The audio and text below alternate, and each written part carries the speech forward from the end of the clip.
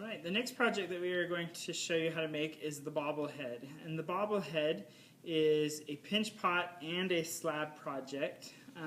You can see here we have two parts. We have the head of the bobble head and the body of the bobble head. The head is just a pinch pot that we have added some additive and subtractive parts to. We have a cone-shaped body here, and you can see we take the head part, you set it on the body, and that will bobble back and forth, and they're pretty fun and pretty successful. Okay, so what we're going to do is we're going to do the first part.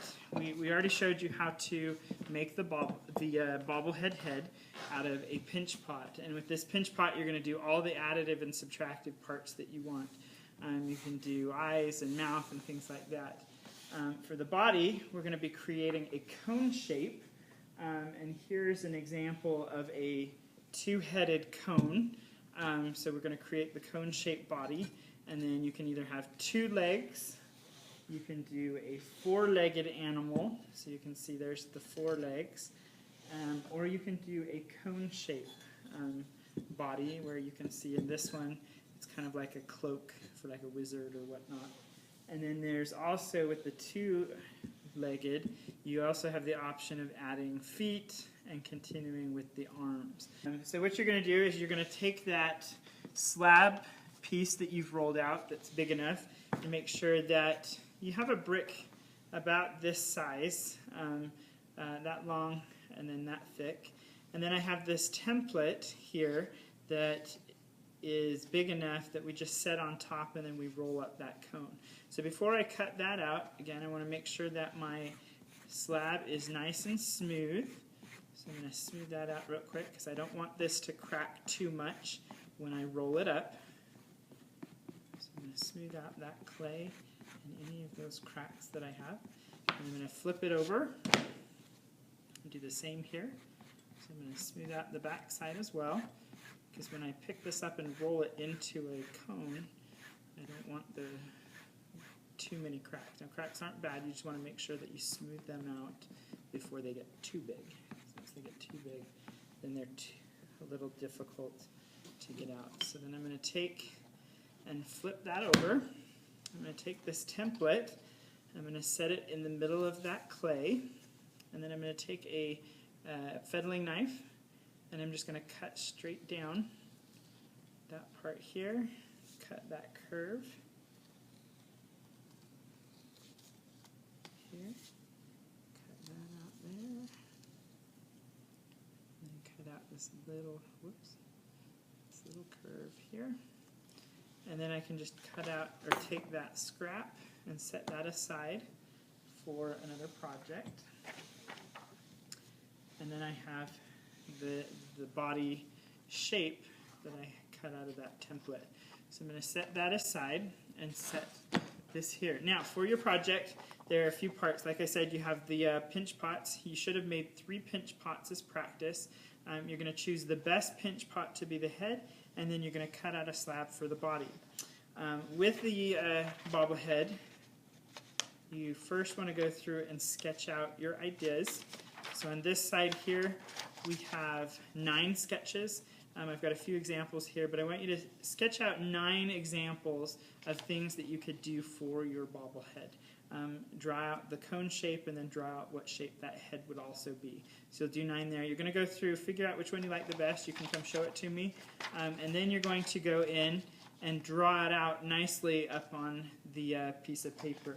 And when you do so, you want to make sure that you first start with, let's move this out of the way. You're going to first start with the cone shape first. So you can go through and decide, there's your cone. And you can go in and decide if you want 2 legs or if you want the 4 legs. And then you can go through and then draw that cone, the pinch pot shape on top. So it should start something like this, and then you go in and add your pieces and what you want onto that. If you want to pull things in just a little bit, you can do that as well. But I want you to sketch this out, get it signed off by me before you go ahead and start, and that will give me the opportunity to look at your work, let you know if there's anything that needs to be fixed or anything that we can do to make sure that it works. Okay? So then once you've done that, you'll go ahead and turn that in on canvas, and then you're ready to do your projects. I'm going to take this shape here, and I'm going to take the fettling knife, and I'm going to cut this at an angle. So right now it's cut straight up. I want to turn that at an angle so that when I bring it together, I don't have a seam. So I'm just going to go right here, and I'm going to go at a 45-degree angle. I'm going to pull straight down that line. So I'm going to pull that, put my thumb on the end so that I don't accidentally cut it off. Cutting that at a wedge, and then I'm going to flip it over and do the exact same cut on this side. So I'm just cutting off a little strip on the end to make that so that it is wedged and not just flat. So you can see there, now when I take this, I'm going to set it on, stand it up, and I'm going to start to bend it and lay it on its side. And I'll continue to go through and pull it around. And it'll crack a little bit right here, which is totally fine. That's why we cut that shape. And I'm going to bring it in as tight as I can to bring it into that thing. And now you can see why we cut this wedge here. So we've got that wedge cut there, and we've got the wedge here. I can go through and slip and score both of those surfaces. So I'm going to turn that there, grab my scoring tool, and I'm just going to real quickly run my tool across, and you can see.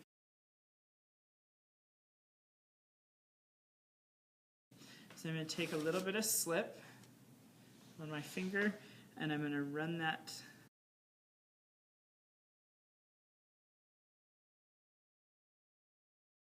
and then I'm going to take that and bring that edge together. So I'm going to bring that right there, set it together, and then I'm just going to kind of fold that edge over the top of the other edge and just kind of squish it in here like this. And now you can see I've got this nice cone shape.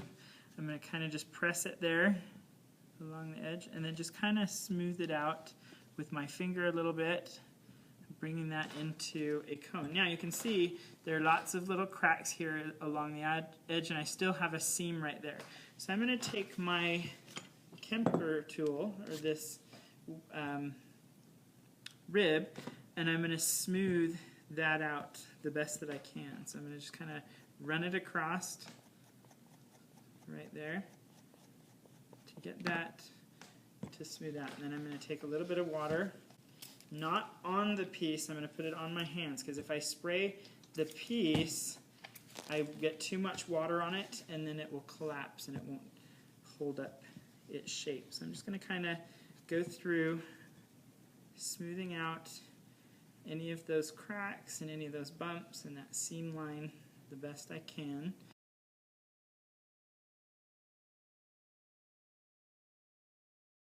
Now, I don't want this to dry yet. Don't want it to go leather hard. I want it to stay as a cone, but I've got to decide. Now, if I want to do a cone, there it is. I'm going to bring this tip at the top and just kind of pinch it together a little bit so that I actually have a tip instead of the hole. And then same thing, kind of blend that together and round it out so that I have that part of the cone. And I don't want any wrinkles. Look like it's not finished. So I'm going to keep smoothing that part out. And then I have my cone. And then I can go through and start adding to it. Now, if I decide I want to do 2 legs, I'm going to go through and figure out where that might be. So I might decide, you know, I want my legs to be about this high. I'm going to decide how big my head is on that bobblehead, and so that's right about there. So I'm going to just make a little line right there. Everything should be below this little line right there, because that sits on top, and then that will be the only part I see. So I'm not going to really build below that line right there. However, I want to decide where the legs might be. So if I'm going to do a 2-legged creature or person or whatever it might be, I'm going to decide my legs might start here, and I'm going to draw a line right through there. Now on that, I'm going to actually cut it up that line. Okay, so that opens up just a little bit, and that becomes the leg. So then I'm going to take that, I'm going to set it on its side, and I'm going to kind of push down with my thumbs so that that starts to curve in just a little bit. And then I'm going to take it and pinch it with my fingers as I push with my other finger, and that will bring in so that I have a leg form. Does that make sense? And it will crack. You just go back with your finger and smooth out any of the cracks that are occurring. But you got to do it quickly. You don't want this to dry out, so don't get it to this point and then just stick it in your bag, or else you'll have a hard time getting those smoothed out. So I've got that side done. I've got those legs done. So to do the other side, I'm going to do the exact same thing. I'm going to look at that, and I'm going to put my line right about where the other one was, draw it down, and cut that as well. So I'm going to cut that side, do the exact same thing, tuck it down or push it down, and then pinch on the inside, and that will give me the two legs. Okay. Now if I want fat legs, I can pull this apart. If I want them to be more skinny, I can actually cut some of that off, or I can kind of curl that in if I want. Now if I wanted them open and separated, then I'm going to pull that apart a little bit, and then I might have to put a piece in, and that will give me the separated legs. But for this point, I'm just going to pinch those together so that I have the two legs, and that's the two legs. So then I can go in and start adding to that piece right there, and so I have a two-legged part of the body. Now if I decide I want to do the four-leg, it's the exact same thing, but I'm going to do it on the side as well. So I've got this here, I'm going to cut this side off, do the same thing, push it in. It's going to crack a little bit, that's okay. And push that in, that gives me that leg, and I'm going to do the same thing on that side, and that will give me my body. Okay? So there's the body of the thing. To set that to dry, I'm going to take my head, I'm going to take the body, stick it on a board overnight, let it go leather hard. So I'll put these on the board, stick it in a bag, let it go overnight. The next time it should be stiff enough that I can go ahead and start carving, doing the additive and subtractive, and I should be good.